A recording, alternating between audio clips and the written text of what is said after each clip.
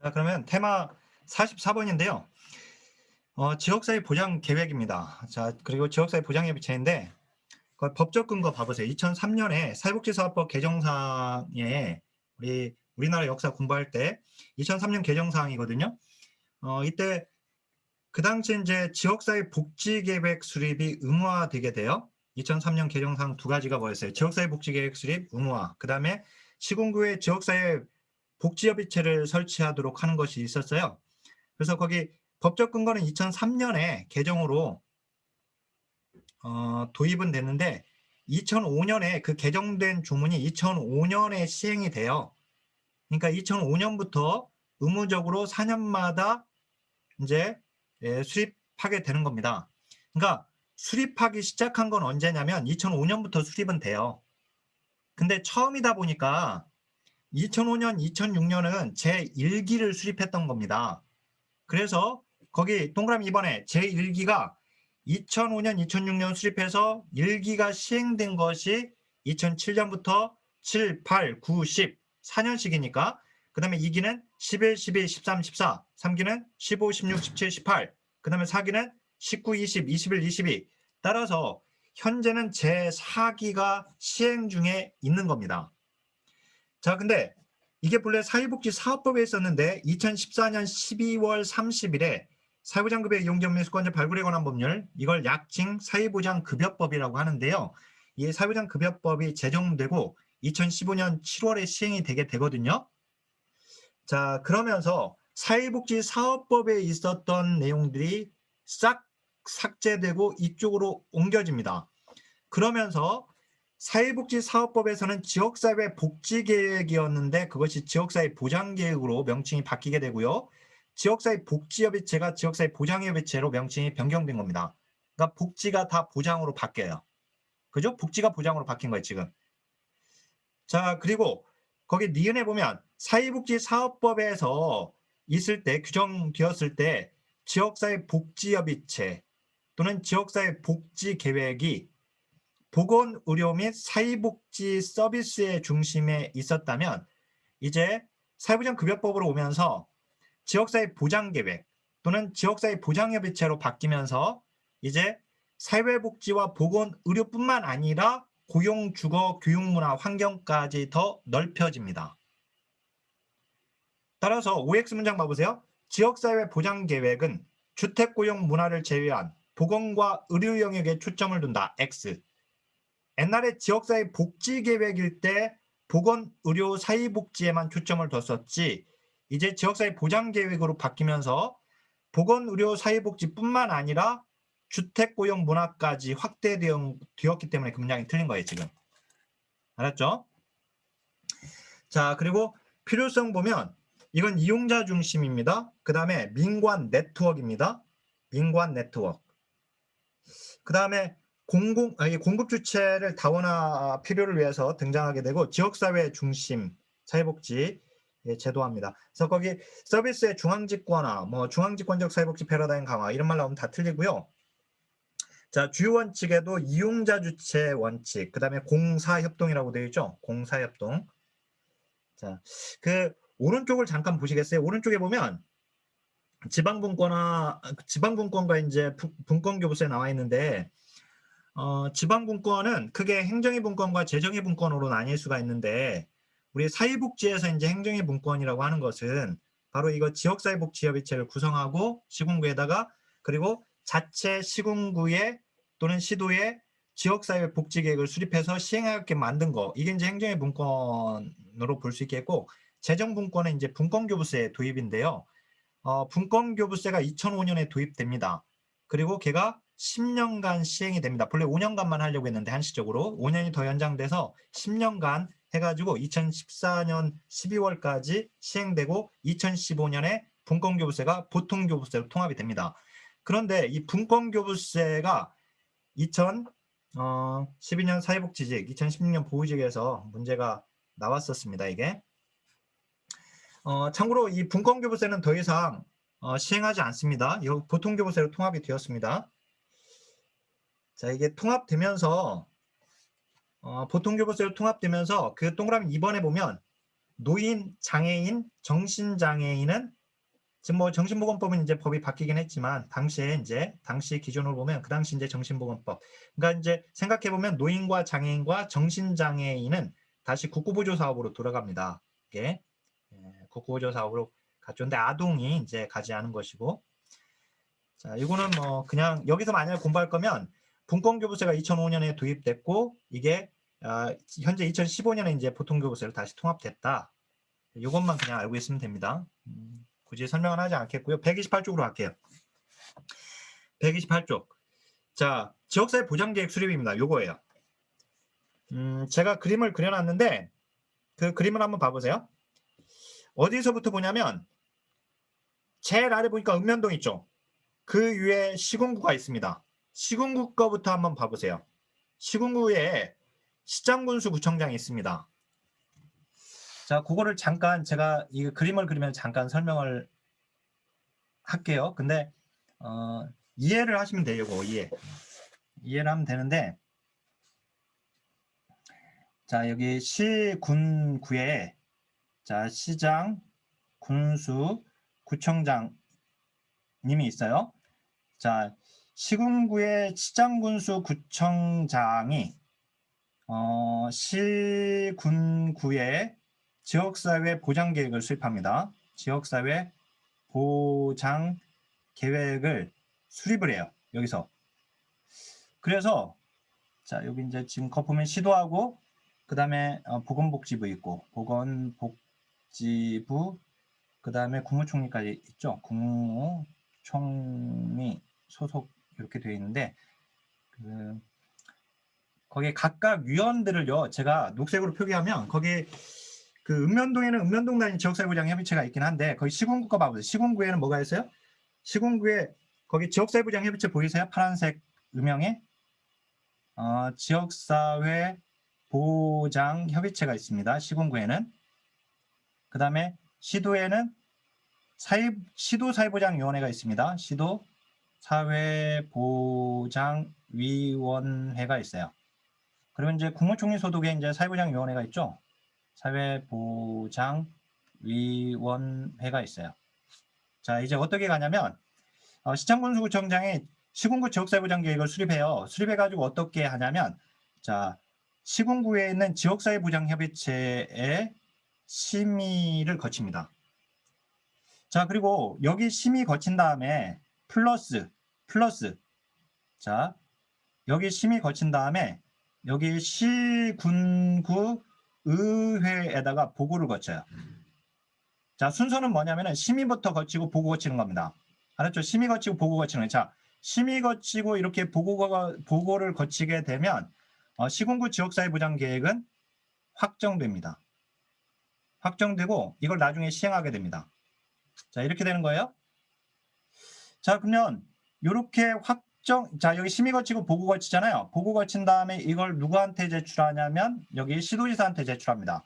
그러면 시도지사는 시군구 지역사회 보장계획을 모아가지고 이제 시군구 지역사회 보장계획을 지원하는 내용을 포함해가지고 자체 시도 지역사회 보장계획을 수립합니다. 몇 년마다 수립하겠어요? 당연히 4년마다 합니다. 알았죠? 여기도 당연히 4년마다고. 이렇게 수립해요. 그러면 이제 이걸 수립해가지고 어떻게 하냐면 시도에 있는 시도사회보장위원회의 심의를 거칩니다. 그 다음에 플러스지만 이제 순서로 따지게 되면 이렇게 됩니다. 심의 거친 다음에 시도의회에 보고를 거칩니다. 자, 여기 심의 거치고 여기 보고 거치잖아요. 그럼 어떻게 돼요? 확정됩니다. 자, 조심해야 할 게 뭐 시군구 지역사회보장계획은 뭐 시도지사가 확정해주고 보건복지부 장관이 시도권을 확정한다 그러면 안 돼요. 확정은 여기 심의 거치고 보고 거치면 확정되는 거예요. 알았죠? 자, 나중에 시행하게 되는데 어떻든 그 다음에 요걸 이제 누구한테 제출하냐면 장관한테 제출합니다. 그럼 여기 이제 장관 있죠? 보건복지부 장관. 장관은 이걸 어떻게 하냐면 국무총리 소속의 사회보장위원회에다가 보고를 합니다. 알았죠? 이렇게 보고. 자, 이렇게 돼, 이렇게. 자, 근데 거기 보니까 그 그림만 보세요. 거기 보면 읍면동 있잖아요. 읍면동. 읍면동에는 뭐가 있냐면은 읍면동 단위 지역사회보장협의체가 있습니다. 여기에 읍면동 단위 지역사회보장협의체가 있고요. 근데 시군구하고 읍면동 사이에 그거 지금 두 가지를 좀 봐봐야 돼요. 그 동그라미 1번 봐보세요. 보장기관은 지역사회 보장계획 수립 및 지원을 위해 지역사회 보장조사를 4년마다 실시한다고 되어 있죠. 거기 밑줄 지역사회 보장조사 4년마다 실시 밑줄. 그 다음에 시장군수구청장은 지역사회 보장계획안의 주요 내용을 20일 동그라미 20일 이상 공고해서 지역주민 등의 이해관계인의 의견을 듣도록 되어 있어요. 그죠? 아, 그거 보니까 그러니까 이 수립을 해가지고 그 계획안을 그러니까 지역사회 보장 계획안을 이 계획안을 자 누구로부터 지금 의견을 듣고 있어요? 지역사회 주민 등 이해관계인의 의견을 듣도록 되어 있어요. 그죠? 지역사회 주민 등 이해관계인의 의견을 듣도록 되어 있습니다. 20일 이상 공고하는 거, 20일 이상 공고, 그거 잘 기억하고 계시고, 그러니까 결국 지역사회 주민으로부터 시작하고 있는 걸 볼 수가 있어요. 그죠? 지역사회 주민으로부터 시작해가지고 지금 보건복지부까지 올라가서 국무총리 소속의 사회보장위원회까지 올라가고 있습니다. 그러니까 결국은 지금 이게 지금 의사결정 구조가 아래로부터 위로 올라가고 있는 거죠. 바텀업이죠. 탑다운의 방식이 아니라 그러니까 상향식이잖아요. 상향식. 그죠? 상향식 의사결정 구조예요. 그리고 상향식 의사결정 구조를 우리가 민주적 의사결정 구조라고 하는 것이고, 자, 그래서 아래로부터 위로 가고 있고, 그 다음에 거기 이제 중요한 게 시장군수 구청장이요, 시도지사한테 몇 월 며칠까지 그걸 제출하도록 되어 있어요. 거기 보면은 시행연도의 전년도에 9월 30일까지입니다. 여기는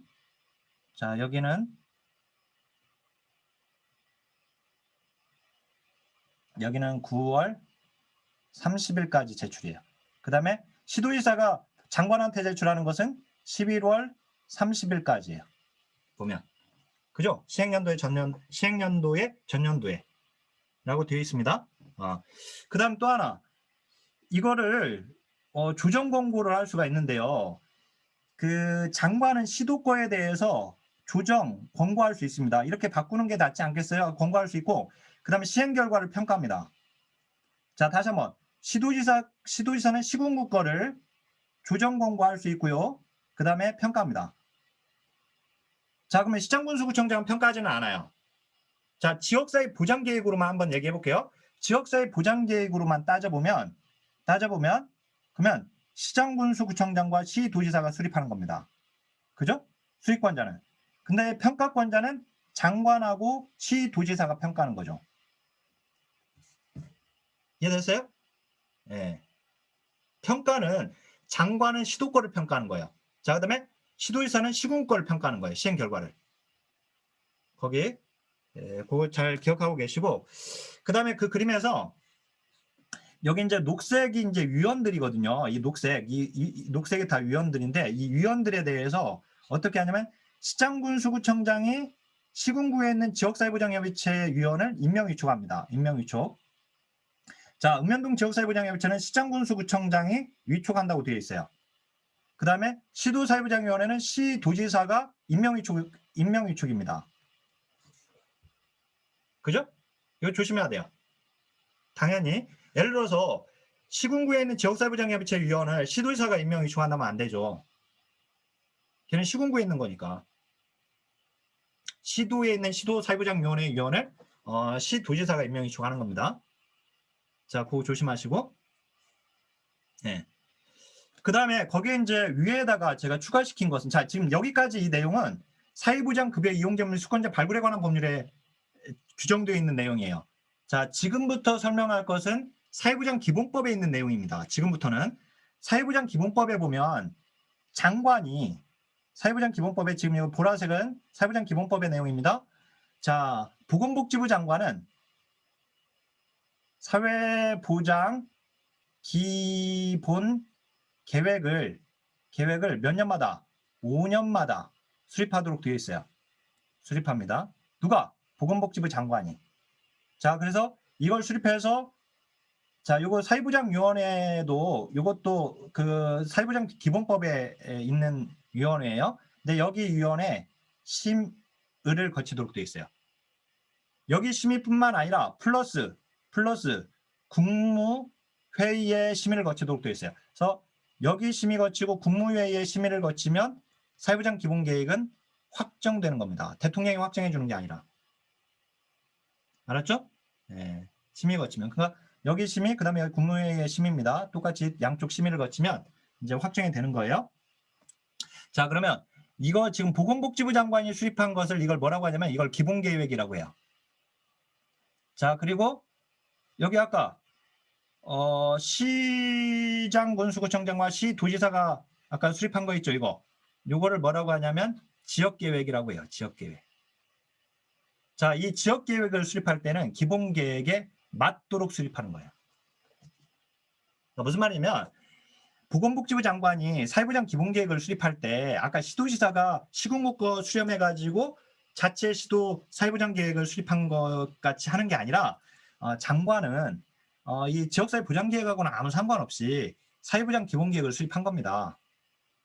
이거는 알았죠? 이게 모아가지고 수립한 게 아니라 이게 이제 별도로 수립된 거고 이거에 맞게끔 이제 지역계획들이 이제 수립이 돼줘야 하는 거예요. 사회보장 기본계획에 맞게끔. 자, 그 내용이고 그 다음에 거기 그 얘들의 위원들은 다 임기가 다 2년입니다. 얘도. 그 다음에 이제 한 가지만 더. 자, 조심하세요. 자, 봐보세요. 여기 사회보장위원회하고 여기 시도사회보장위원회하고는 서로 성격이 달라요. 사회보장위원회는 이 국무총리 소속에서 이제 보건복지부 장관이 수립한 사회보장 기본계획을 심의하는 곳이고 여기 시도에 있는 시도사회보장위원회는 시도지사가 수립한 시도 지역사회 보장계획을 심의하는 곳입니다. 그러니까 뭐 여기 이게 중앙이고 여기가 시도고 이런 원리가 아니에요. 얘들은 서로 달라요. 성격이 아예. 그리고 사회보장위원회는 사회보장 기본법에 있는 위원회고 이 시도사회보장위원회는 사회보장급여법에 있는 사회보장급여 이용점을 수권자 발굴에 관한 법률에 있는 위원입니다. 알았죠? 서로 다르다라고 하는 거. 그 다음 또 하나 이제 마지막 거기 시군구에 있는 지역사회보장협의체 있죠? 보니까 대표협의체와 실무협의체 실무분과로 되어 있죠? 보니까 네. 무슨 말이냐면 마지막입니다. 여기 시군구에 있는 지역사회보장협의체를 뜯어보면 얘를 이쪽으로 가지고 와서 분해해보면 크게 둘로 이루어져 있어요. 대표협의체와 그 다음에 실무협의체로 이루어져 있습니다. 실무협의체. 그리고 실무협의체 안에다가 실무분과를 두는 거예요. 실무분과. 알았죠? 이렇게 되어 있고요. 네. 자, 실무분과에서 논의해서 실무협의체로 끌어올리면 실무협의체에서 다시 대표협의체로 끌어올립니다. 아래로부터 위로 올라가고 있어요. 여기도 마찬가지로. 자, 그래서 이제 129쪽으로 와보세요. 이제 129쪽 제일 위에 지역사회 보장 계획에 포함되어야 할 내용이 있는데요. 그것도 은근히 나옵니다. 그래서 같이 나오는데 자, 지역사회 보장 계획에 포함되어야 할 내용 시도권은 안 외워도 돼요. 시군구 걸 외워야 돼. 시군구 거. 자, 거기 보니까 지역사회 보장 수요 측정 목표 추진 전략, 목표를 점검할 수 있는 지표, 분야별 추진 전략, 그 다음에 전달체계 조직 운영, 자, 사각지대 발굴. 5번 사각지대 발굴은 굉장히 중요하죠? 왜냐하면 이 법이 제정된 이유가 송파 세모녀 사건으로 만들어진 법이에요, 이게. 그래서 이걸 송파 세모녀법이라고 합니다. 송파 세모녀 사건 복지 사각지대 문제죠? 그래서 이제 복지 사각지대 발굴 들어가 있고, 그 다음에 재원, 통계, 그 다음에 부정수급 발생 현황 방지 대책까지 들어가 있습니다. 거기까지예요. 그 다음에 시도권은 안 외워도 돼요. 자, 내려와 보세요. 이제 지역사회보장협의체인데 지역사회보장협의체는 얘는 민간과 공공기관이냐 민간기관이냐 이렇게 얘기하게 되면 얘는 공공기관입니다. 자, 저희 뭐죠? 그 실천 현장 분류 있죠? 자, 잠깐 86페이지 잠깐 갔다 올게요. 거기 뭘 띄워놓고 86페이지 가보세요. 86페이지에 그 날개 쪽 보세요. 날개 쪽에 보면 공공이냐 민간이냐 이렇게 나뉘게 될 때 공공의 예 보니까 지역사회보장협의체 보이세요? 그죠? 지역사회보장협의체는 공공이에요. 공공. 얘는. 그리고 민간에 보게 되면 민간에 한국사회복지협의회가 있고, 그 다음에 지역사회복지협의회, 거기 지역사회복지협의회, 걔는 민간입니다. 명칭이 비슷해요. 지역사회보장협의체, 지역사회복지협의회. 명칭이 조금 비슷하죠? 헷갈립니다. 조심해야 돼요. 지역사회보장협의체는 다시 한번 공공이다. 자, 그러면 다시 와보세요. 이제 다시 와가지고 129쪽으로 와보세요. 129쪽에 얘는 지역사회보장협의체는 시군구에 두는 겁니다. 공공이에요. 공공. 다만 민간을 참여시킵니다. 그렇다고 이걸 민간이라고 하지 않아요. 공공에 두는 거니까. 알았죠? 공공기관이에요. 공공기관. 그래서 거기 계획에 보면은 시군구 읍면동에다가 설치하게 됩니다. 아까 이제 시군구, 그 다음 읍면동 단위도 있었죠. 아까 어떻든 이제 민관 협력기구입니다.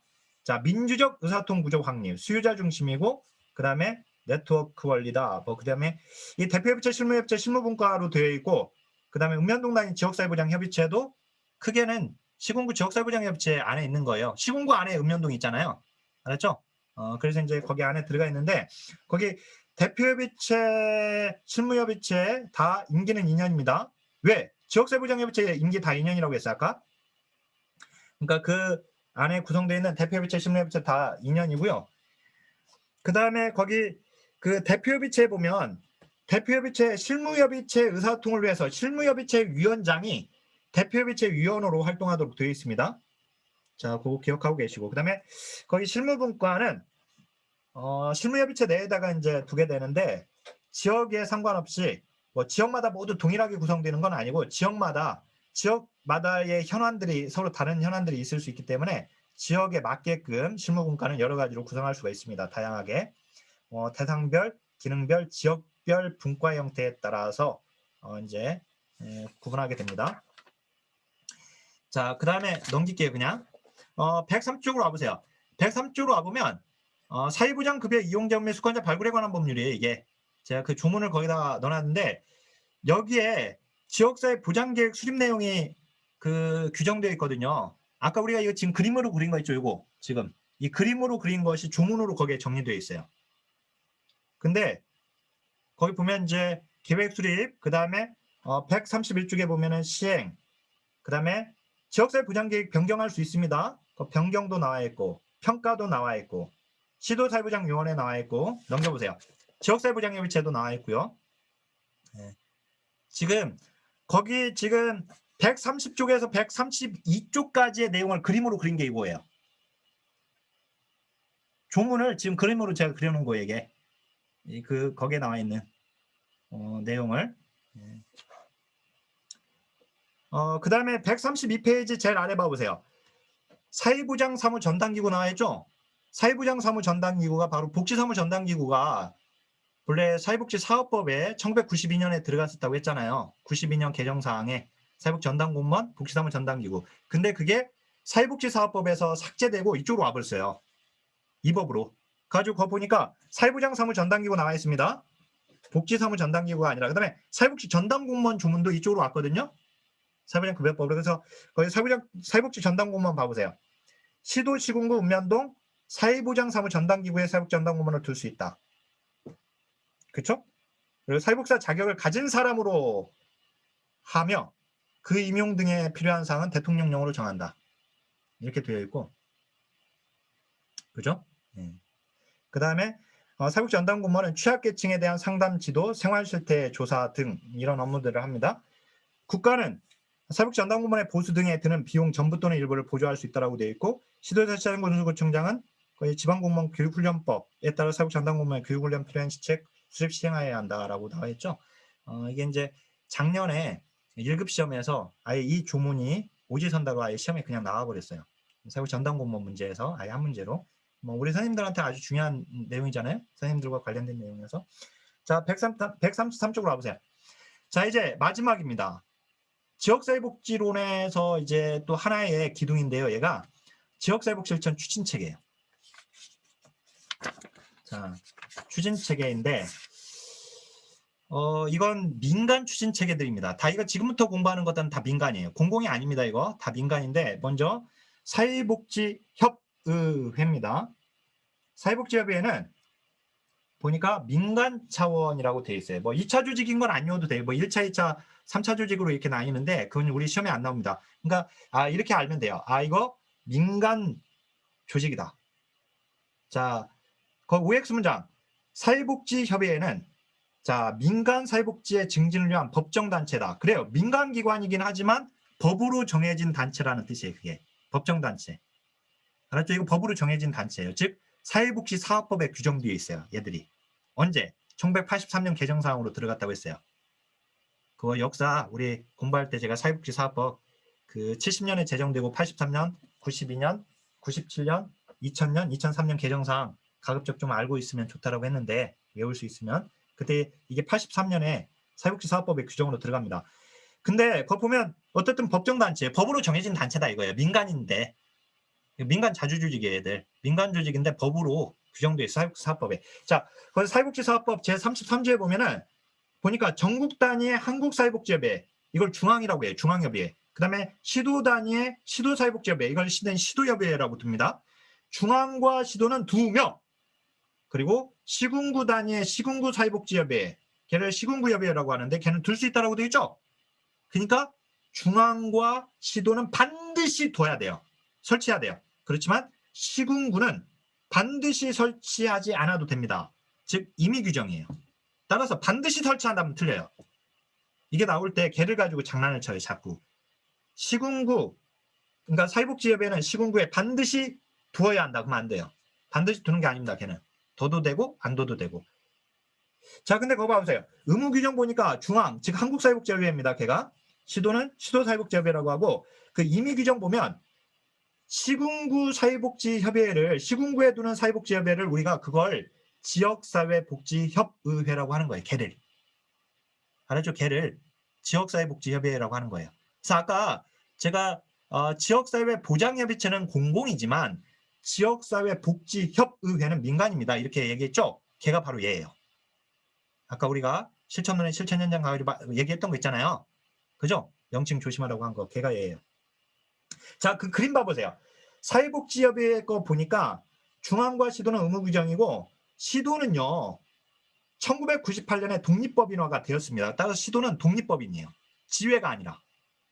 중앙에 딸린 지회가 아니란 말이에요. 사회복지협의회는 시도, 사회복지협의회는. 그리고 시군구는 임의 규정이고. 자, 반면 얘하고 사회복지 공동모금회하고 자꾸 헷갈리게 만들어요. 자, 사회복지 공동모금회 봐보세요. 사회복지 공동모금회는 중앙과 시도에 둡니다. 근데요. 중앙의 시도는 중앙에 딸린 지회예요. 그러니까 사회복지협의회하고 다르죠. 사회복지협의회 시도는 지회가 아니에요. 독립법인이에요.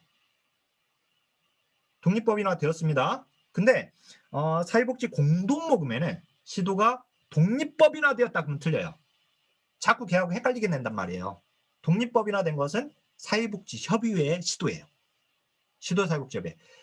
사회복지 공동모금회 시도 사회복지 공동모금회는 독립법인화 되지 않았습니다. 지회입니다. 현재 17개 시도 지회로 되어 있고요.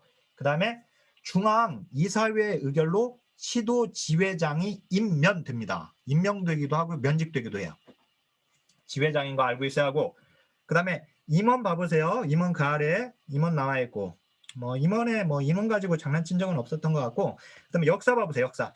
역사에서는 거기서 이제 뭘 봐야 하냐면 일단 우리 시험에 중요한 것은 그 83년에 법정단체 됐다는 거 사회복지사업법의 규정으로.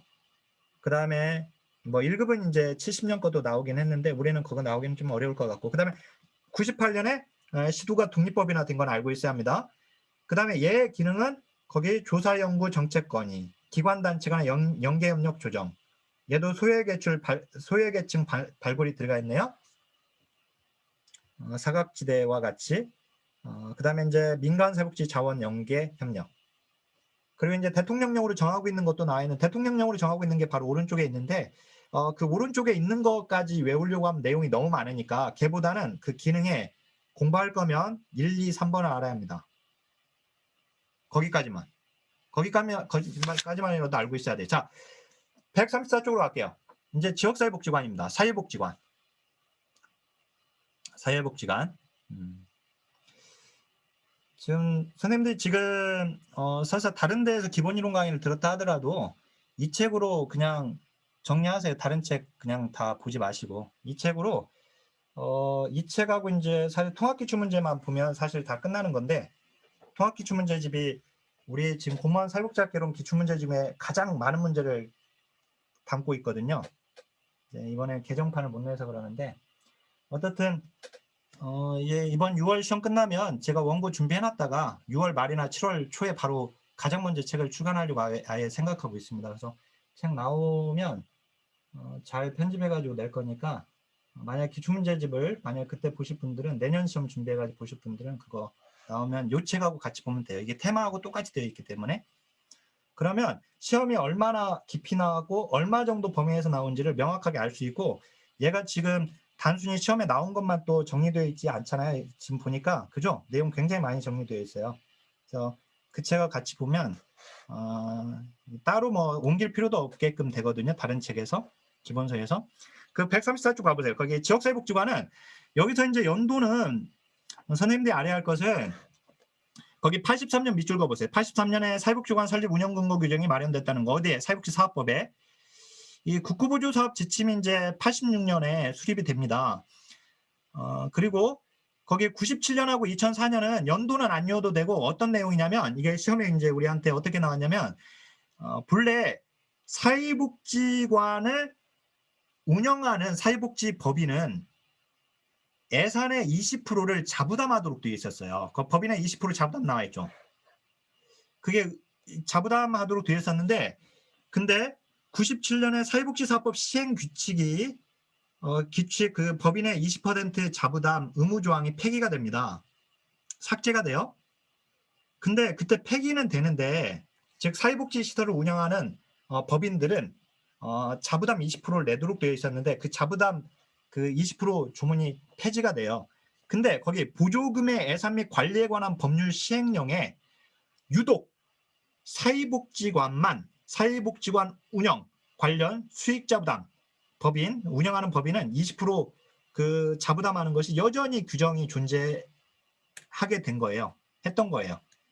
그러니까 다른 시설들은 다 자부담 다른 시설들을 운영하는 법인들은 사회복지 법인들 또는 이제 뭐 비영리법인이든 어떻든 이제 운영하는 법인들은 다 자부담 20% 부담에서 다 벗어났는데 이 사회복지관만 계속 20% 자부담 규정이 존재했던 겁니다.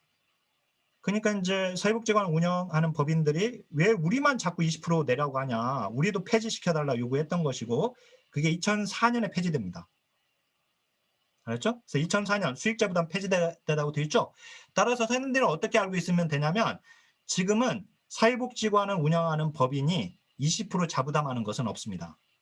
그러니까 자부담 20% 자부담한다 그럼 틀립니다. 알았죠? 그런 조문 삭제됐다. 이제 완전히. 자, 그다음에 운영 원칙은 거기에 중립성의 원칙이 2014년 보직에서 맞는 거의 틀린 문장으로 나왔습니다. 거기 설립법인에 따라 정치 종교 활동에 중립적이지 않을 수 있다. 틀렸죠? 중립성의 원칙입니다. 자, 사업 대상에 보면 사회복지관은 모든 지역 주민을 대상으로 합니다. 모든 지역 주민을 대상으로 합니다. 다만 우선 사업 대상자가 있습니다. 자, 다시 한번 사회복지관은 사회적 취약계층만을 대상으로 한다면 틀려요. 사회적 취약계층만 대상으로 하는 게 아니라 모든 지역 주민을 대상으로 합니다. 다만 우선 사업 대상자가 있다. 자, 우선 사업 대상자는 어떻게 외우냐면 먼저 가난한 사람들입니다. 수급자와 차상위 계층. 그리고 아동, 노인, 장애인입니다. 거기 장애인, 그 다음에 거기 노인, 그 다음에 아동 있죠? 근데 아동에는 유아와 청소년이 포함됩니다. 그래서 유아 청소년 보이죠? 그 다음에 한부모, 다문화 가족, 마지막으로 직업, 취업, 알선이 필요한 사람 이렇게 됩니다.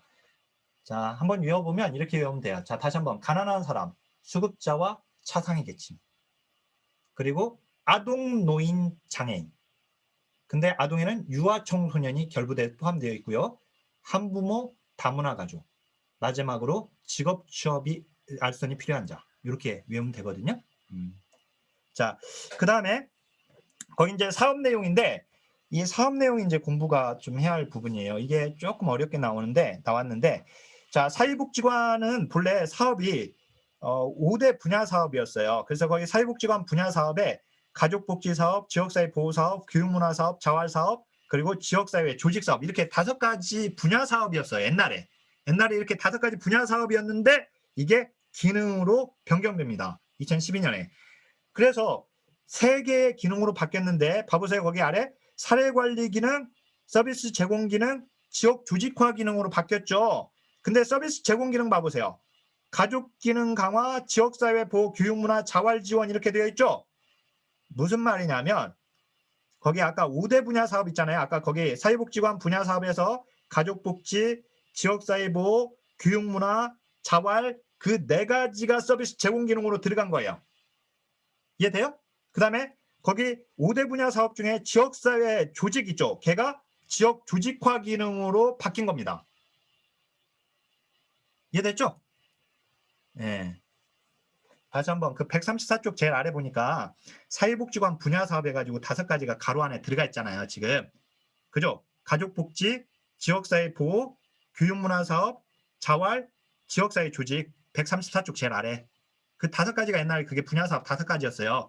근데 그 5가지 분야 사업 중에 그 4가지가 앞에 있는 4가지가 서비스 제공 기능으로 들어가 버린 거예요. 그 다음에 지역사회 조직 사업이 지역 조직화 기능으로 바뀐 거예요.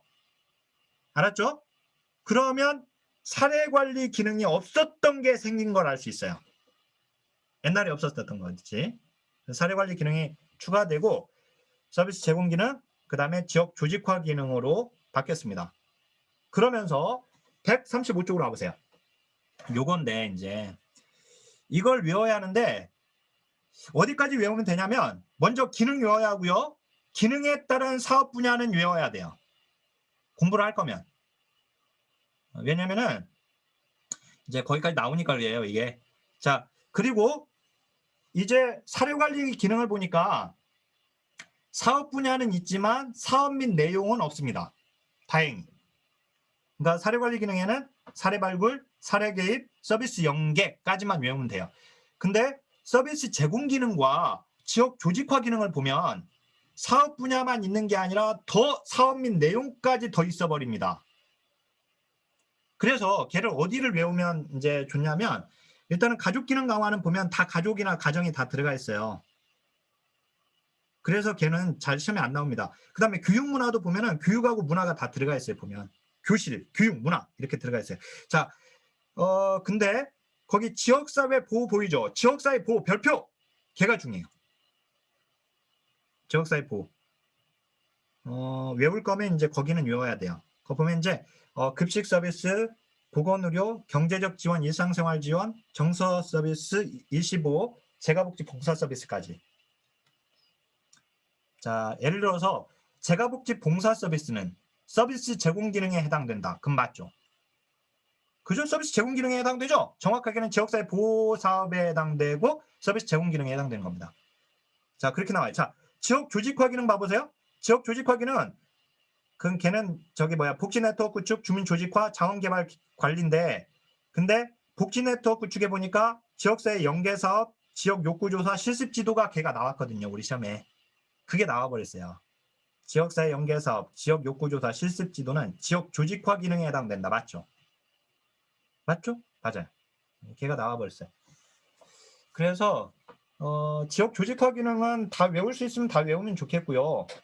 아니면 복지 네트워크 축이라도 일단 외우고 주민 조직화하고 자원개발 관리는 그걸 외우면 이제 그 세부 내용은 외우기가 쉽잖아요. 주민 다 들어가 있고 자원은 자원봉사 후원자 들어가 있으니까. 근데 거기 복지 네트워크 축 잘 외우시고 그다음에 다시 한번 지역사회 보호는 외울 때 이렇게 생각하면 돼요. 어떤 어르신이 홀몸 어르신이 있는데 홀몸 어르신을 집에서 지역사회 보호하려고 하고 있어요. 혼자 사는데 그러면 그 어르신한테 도시락 배달 해줘야 하잖아요. 급식 서비스. 그죠? 아픈지 안 아픈지 한 번씩 보건의료 한 번씩 해줘야 하고 그 다음에 경제적 지원도 해주고 일상생활 지원도 해주고 말벌 서비스와 같이 이렇게 정선 지원 서비스도 해주고 그 다음에 일시보호 그 다음에 재가복지 봉사 서비스 이렇게 좀 이렇게 관련 생각하면서 한번 외워보시고 그 다음에 밑에 보세요. 이제 기타 사회복지실천 추진책에 사회복지 공동모금에는 제가 저번에 한번 97, 98, 99 이렇게 외우라고 했었어요. 97년에 사회복지 공동모금법 IMF 때 이게 만들어졌다고 했어요. 민간자원 동원하려고. 그리고 98년에 사회복지 공동모금회가 설립됐어요. 당시에는 16개 시도였거든요. 그러니까 16개, 지금은 17개고. 알았죠? 옛날에는 16개 시도였으니까 1998년에는 16개 광역시도에 사회복지 공동모금회가 설립되어 있다고 되어 있는 것이고, 근데 지금 17개니까 현재는 17개 시도 지회가 존재하는 겁니다. 이것도 질문 가끔 해요. 왜 여기는 16개인데 또 17개 뭐냐 이렇게 질문한단 말이에요. 그 다음에 이제 사회복지 공동모금회가 98년 설립되고 99년에 사회복지 공동모금 회법으로 바뀌었다는 거. 자, 조직 봐보세요. 중앙회가 있습니다. 중앙회 이사회 의결을 통해서 지회장이 임면된다. 그죠? 17개 시도 지회. 이 지회는 말 그대로 지회니까 독립적인 지회가 없고 지위가 없기 때문에 중앙공동모금의 통제를 받습니다. 다만 지회는 지역의 특성에 맞게 자율적으로 운영하도록 해주고 있어요. 그리고 분과실행위원회가 4가지 기능이 있죠. 기획, 홍보, 모금, 배분. 모기배는 홍색이다. 이렇게 피 빨아먹었으니까 불고롱자 홍색이다. 모기배 홍색. 이렇게. 자, 그리고 사회복지 공동모금에는 연중모금도 가능하고 집중모금도 합니다. 둘 다. 자, 거기까지. 그리고 날개쭉 봐보세요. 사회복지 공동모금의 배분사업 종류가 나와 있어요. 아직은 우리한테 안 나왔는데 1급 시험에서는 여러 번 나옵니다. 근데 배분사업 종류는 신청사업, 기획사업, 긴급지원사업, 지정기탁사업으로 나뉩니다. 자, 예를 들어서 배분사업은 기획사업과 신청사업 2가지로 이루어져 있다. 그러면 안 된단 말이에요. 2가지가 아니죠. 자, 신청사업은 자유주제 공모로 주제에 신청받아서 배분해 주는 거고, 기획사업은 제안기획은 선도적이고 전문적인 사업을 제안받아서 배분해 주고, 테마기획은 공동모금회가 테마를 정해서 주제를 정해서 배분해 줍니다. 긴급지원은 이렇게 이제 재난지역에 긴급한 지역에, 그 다음에 지정기탁은 기부자가 지정한 지역이나 대상에게 배분해 줍니다. 자, 넘길게요. 이제 136쪽으로 와보세요. 이제 지역자활센터와 사회경제주체인데요. 이게 마지막입니다. 지역사회복지론. 그 사회경제주체는 제가 이거 시험 나오기 전에 이거 좀 정리를 했었어요. 9.7에 옛날 책에도. 근데 이게 시험에 나왔죠. 2014년 사회복지직의 문제가 나왔고, 그때는 협동조합 기본법이 시험에 나왔고요. 그 다음에 2019년 보호직 시험에서 사회경제주체가 시험에 나왔습니다. 참고로 거기 지역자활센터도 사회경제주체로 분류를 합니다. 그런데 제가 이제 따로 놓아둔 이유는 우리는 지역자활센터 자체가 또 중요하기 때문에 별도로 끄집어냈는데, 그 지역자활센터 당연히 민간입니다. 민간 자활사업 실시기관이라고 되어 있죠. 자, 이게 언제 만들어지게 되냐면 1997년 IMF 때 생활보호법 개정으로 자활후경기관이 처음으로 도입됩니다. 그 자활후경기관이 2006년에 지역자활센터, 현재와 같이 명칭이 변경된 겁니다. 자, 그러면 거기 자활사업을 봐보세요. 자활사업 근로능력 있는 저소득층이 자활할 수 있도록 하는 건데, 거기 조건부 생계급여 제도, 즉 조건부 수급자는 자활사업에 반드시 참여를 해야 합니다. 왜냐하면 참여를 하지 않으면 생계급여가 중지됩니다. 조건부 수급자는. 거기에 조건부 생계급여 제도. 자활사업 참여 자격을 보면 조건부 수급자 있죠. 조건부 수급자 별표. 이 조건부 수급자는 자활사업에 참여를 해야 돼. 반드시. 참여하지 않으면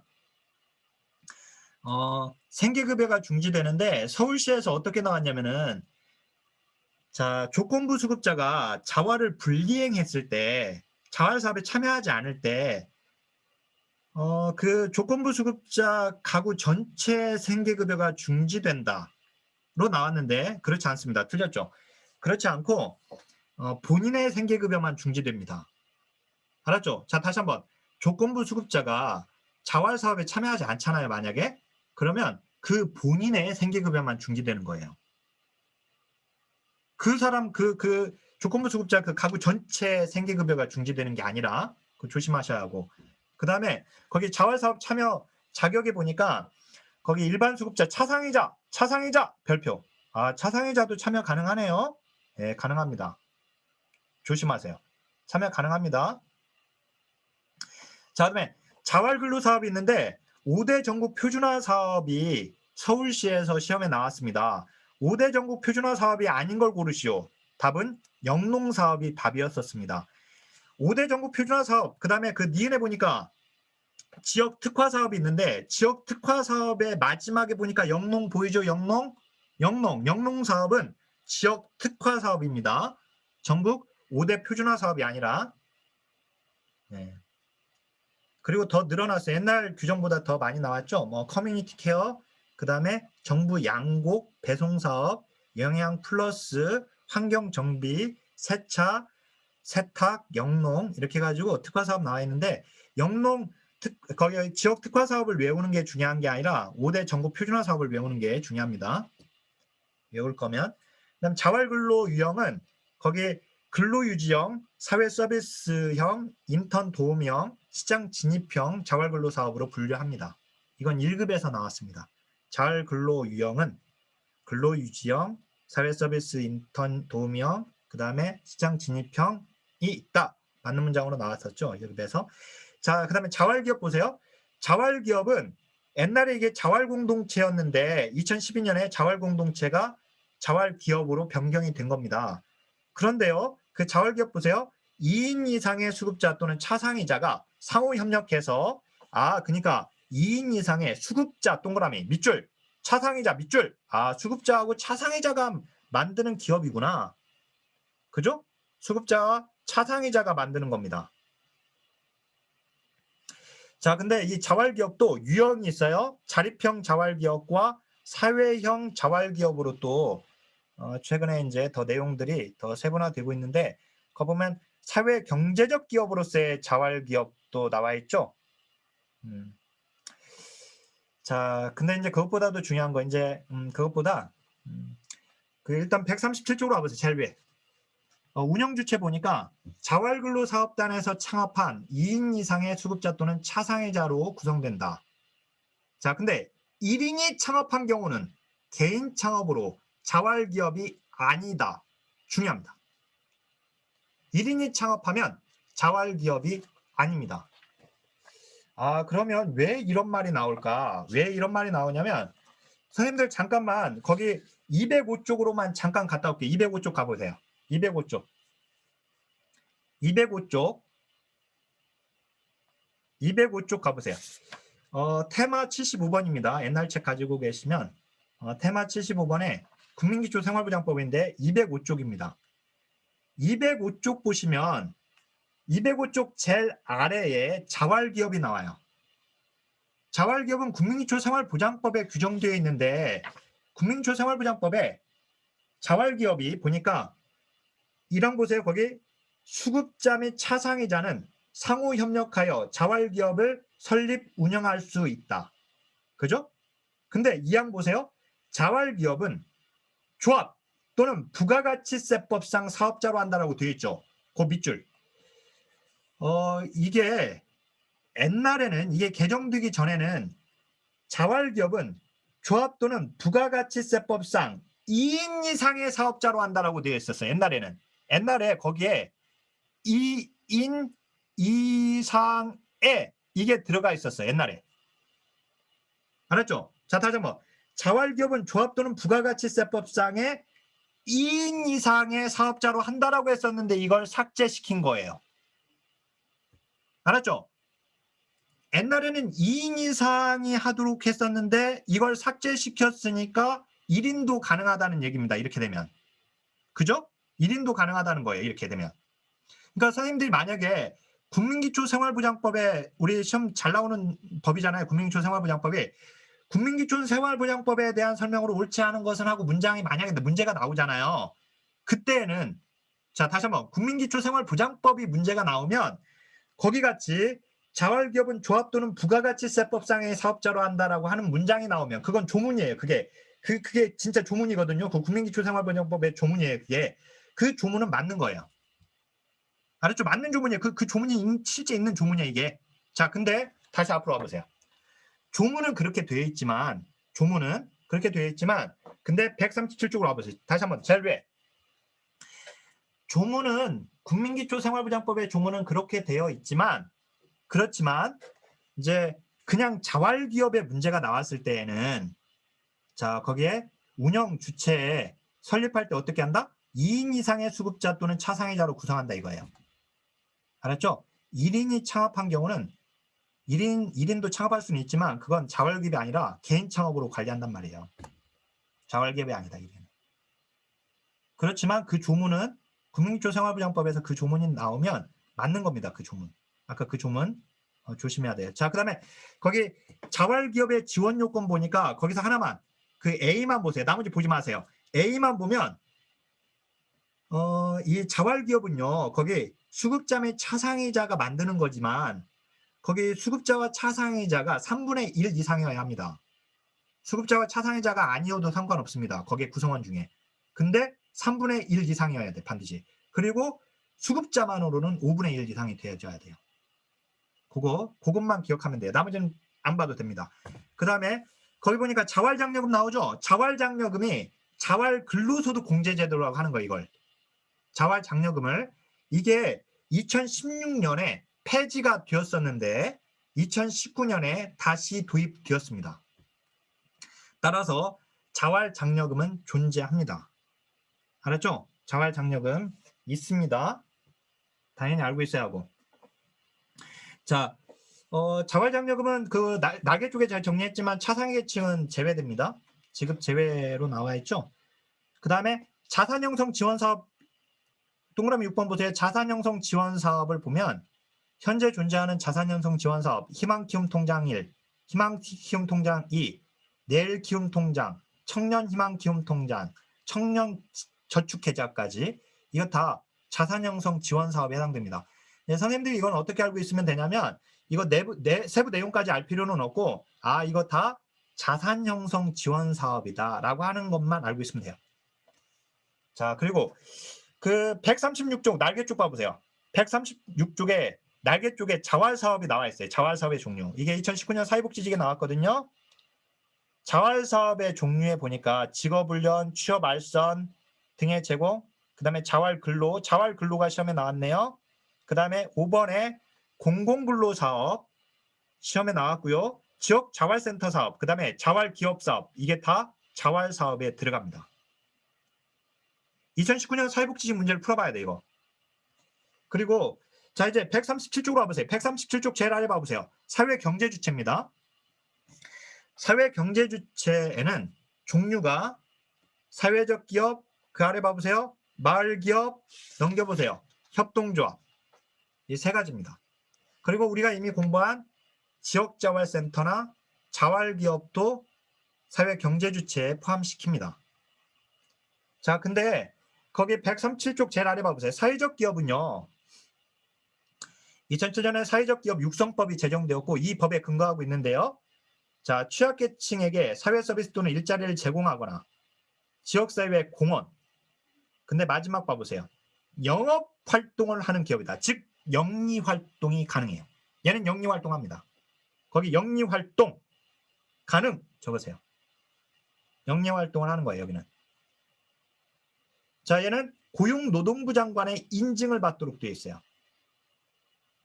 자, 근데 날개 쪽 봐보세요. 날개 쪽에 사회적 기업 좀 더 정리해놨는데 날개 쪽에 사회적 기업의 마지막 칸에 보세요. 그 표에 이윤 활용을 보세요. 이윤 활용. 이윤 활용을 보니까 배분 가능한 이윤이 발생한 경우에 3분의 2 이상을 사회적 목적을 위해 사용하도록 되어 있습니다. 그러니까 이렇게 생각하면 돼요. 자, 사회적 기업은 이윤. 자, 사회적 기업입니다.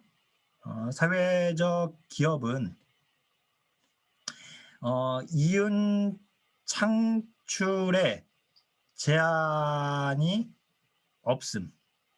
근데 이윤, 활용에는 제한이 있음. 자, 이윤 창출은 제한이 없습니다. 이윤 활용에 제한이 있는 거예요. 자, 다시 한번 사회적 기업은 이윤 창출에 제한이 있는 건 아니에요. 이윤 창출을 할 수 있어요. 영리 기업이니까. 아니, 그러니까 영리 활동을 하는 기업이니까. 그런데 그 이윤 활용은 제한되어 있다. 자, 그다음에 말기업 보세요. 말기업은 넘겨봐 보세요. 말 단위의 기업인데 말기업 선정 요건은 어떻게 하냐면은 시도에서 추천한 기업을 행정안전부에서 지정하도록 되어 있습니다. 얘는 말기업은.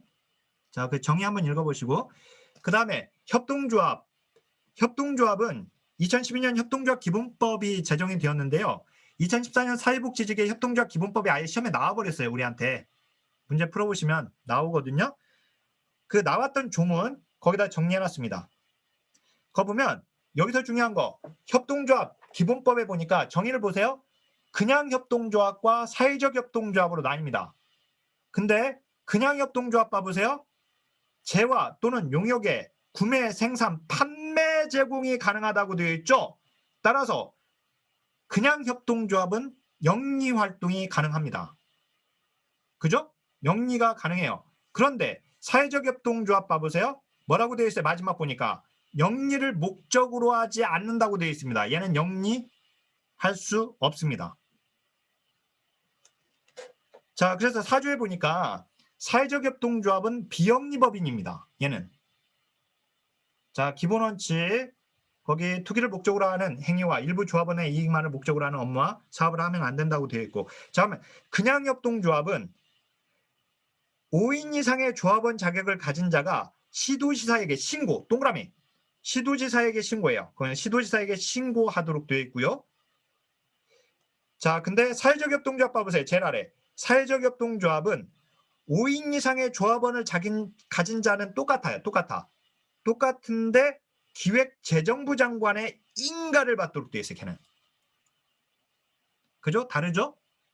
그냥 협동조합은 시도지사에게 신고, 사회적 협동조합은 기획재정부 장관의 인가. 알았죠? 이렇게 구분해서 알고 있어야 돼요. 다시 한번, 아까 사회적 기업은 영리활동 가능했습니다. 하지만 사회적 협동조합은 영리 불가능합니다. 그죠? 그거 다시 한번 정리하시고요. 자, 이렇게 하면 지역사회복지론이 끝났고요. 이제 또 10분 쉬고 우리 사육정책론 이제 들어갈게요.